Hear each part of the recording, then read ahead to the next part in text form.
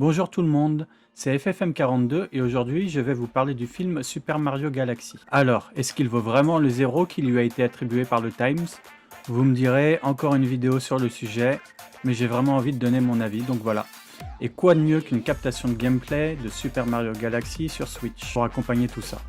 C'est clair que si tu as l'habitude d'aller voir uniquement des films d'auteurs au scénario bien ficelé et plus ou moins complexe, et que tu n'as jamais joué à un jeu Mario de ta vie, bah tu vas avoir envie de lui mettre 0. Mais clairement, si tu te retrouves dans cette situation, c'est qu'il y a déjà une erreur de casting de ton côté. Il y a deux publics cibles pour ce film. Clairement les enfants. Comment résister à Yoshi? Franchement impossible. Tous les enfants vont vouloir leur Yoshi après ce film. Je suis content de déjà avoir les miens. Et ensuite, il y a les gens qui ont grandi avec Mario. Pas nécessairement les gamers, mais également ceux qui ont joué un petit peu et connaissent un peu l'univers. Si tu ne connais absolument pas l'univers, tu risques en effet de ne pas beaucoup apprécier le film. Et encore, je le redis, comment ne pas succomber à la mignonitude de Yoshi. Pour en revenir au film, en effet, le scénario n'est pas dingue. Mais quand tu connais les jeux Mario où il faut aller sauver la princesse dans le château du méchant Bowser, il ne faut pas non plus s'attendre à un truc de fou. Il réserve cependant quelques surprises, avec l'apparition de personnages de l'univers Nintendo, bien que la backstory d'un de ces personnages arrive un peu comme un cheveu sur la soupe dans une scène d'exposition assez indigeste, et surtout une petite révélation inattendue, mais je n'en dirai pas plus pour ne pas spoiler les personnes qui ne l'ont pas encore vu. Ce que j'ai adoré faire en regardant ce film, c'est chercher les différentes références à l'univers du plombier, et elles sont absolument partout. Je vous invite vraiment à être vigilant aux moindres détails.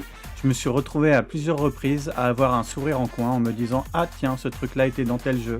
Et franchement, je serais pas étonné que Nintendo ait caché des références au prochain jeu Mario 3D qui sortira un jour sur Nintendo Switch 2.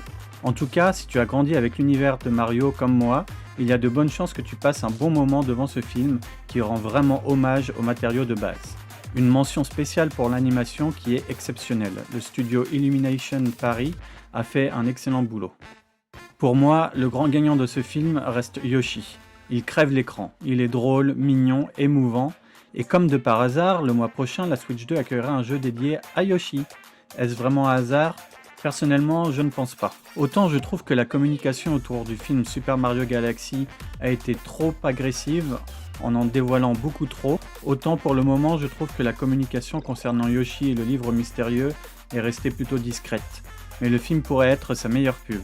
Un mois et demi après la sortie du film, où tout le monde aura pu découvrir Yoshi, qui ne voudrait pas acheter un jeu qui lui est consacré? Sûrement pas moi.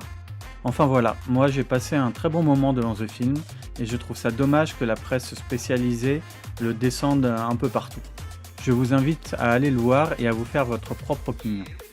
Si vous avez aimé cette vidéo, n'hésitez pas à laisser un like, un commentaire ou à vous abonner, et je vous dis à bientôt dans une autre vidéo.